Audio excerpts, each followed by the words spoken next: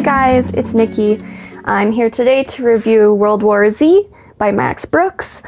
This is the first part of my review. It is the first video and it will be spoiler free. It will also be short because of the book I'm talking about today, so don't be surprised when this video is short. To summarize the book, it is a post-apocalyptic book based out of a zombie plague.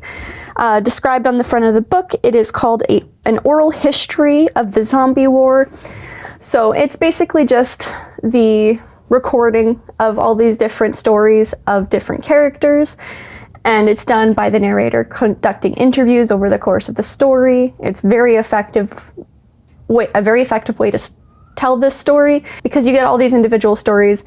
It results in this really good, detailed review of the shared experience, and all the characters kind of talk about that and how the pandemic really cemented how humanity responds to these things or doesn't respond to these things in some cases. And it's just a very good summary of the entire pandemic, going from the initial outbreak to the recovery period.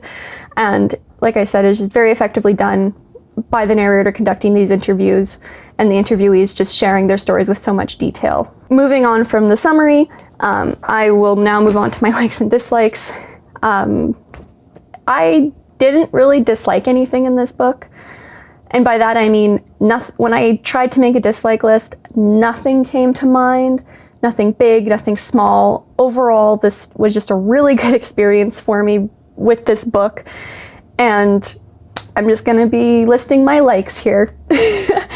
So the first one I liked was the use of mass experience or shared experience to tell the story, and that it was done by using all of these individual stories from multiple perspectives. It really allowed for good pacing and effectively drove home kind of the point and the emotion of the events that unfolded previous to the interviews.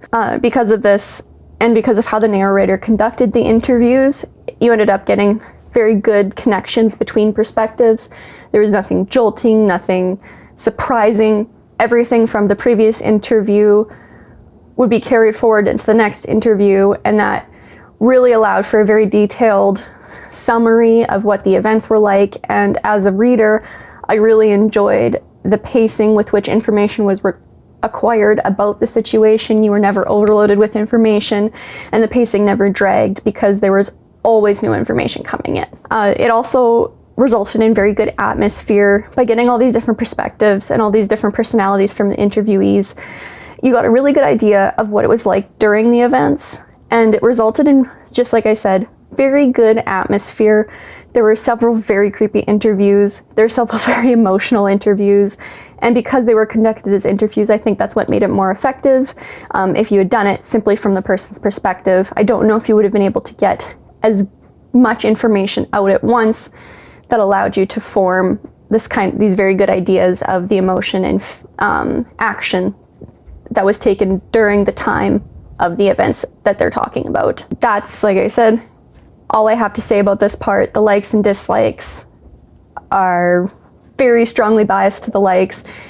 I found this book very enjoyable, and as such, just likes today. Moving on to the characters. The characters are going to be very hard to talk about in the spoiler-free portion of this, and that has a lot more to do with the fact that there's no defined list of characters, not in the same way other books have, where you have your main protagonists, supporting protagonists, and antagonists. Because in this book, you have the population of Earth versus the zombie apocalypse, and the way the story is written as an oral history, so the conducting of a bunch of interviews, you don't have this defined list of characters to talk about. So I'm just going to give you a little summary of how the characters affect the story. The use of the narrator as the kind of the story driver was really interesting because it allowed for this interview perspective that was really effective at conveying information, emotion, and actions. And because it was done as interviews, nothing was ever too long. You were constantly kept engaged by the switches in perspectives, and it just allowed for really good pacing. And because of how the narrator conducted these interviews,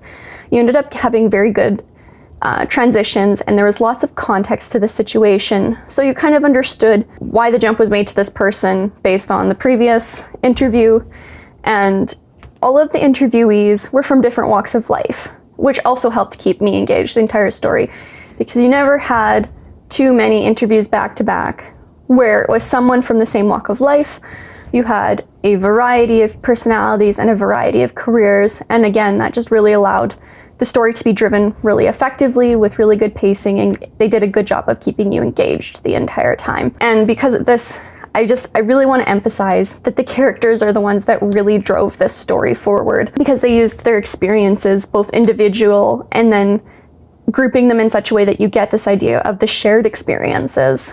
And it was very, very effective at driving the story forward, because it allowed all these different situations to play out that filled in the information for you and allowed you to move forward with all of the emotion of the interviewees.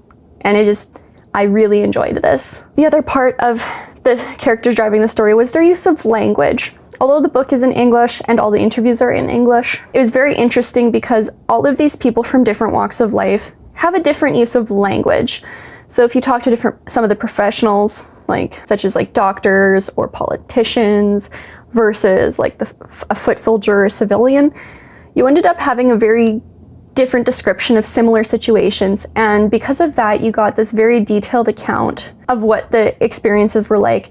And the thing I liked here was the different expression of emotion really fleshed out the emotion you were feeling as the reader, and I felt like you really connected with the situation, even if you didn't connect with the characters, because the characters, you don't get to know them very long, but each interview just fills in more information about the situation, and you connect more and more just to the general humanity of the situation. And it all comes down to the fact that it's people telling their individual story from a shared experience, and it does a very good job of driving the story forward. I know I've said that about 6 times, but I really want to emphasize to you that that's what the characters were used for, and it resulted in just a very good read. That kind of wraps up my spoiler-free review here. Like I said, I can't really talk too much about it without giving too much away, and I don't want to spoil anybody's experience of this book. It is an amazing book. It's a terrific read. I highly recommend this to anybody interested in this genre. And if you haven't read it yet, go pick up a copy somewhere. Read it now. It's 5 out of 5 stars for me. It's an amazing book. It's well written, and it's done in a different manner than your typical book. So it just keeps you engaged the whole time. All these different interviewees and perspectives just keep the story fresh all the way through, and I just can't recommend it enough for anybody who likes this genre.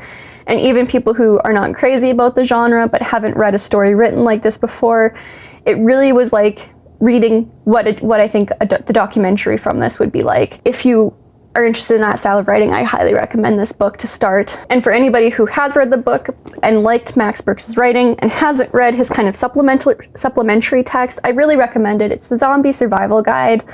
It's written almost as this person's personal files for a zombie apocalypse. It's very interesting. It's a little more analytical than emotional, and it was just a really good supplementary text to World War Z.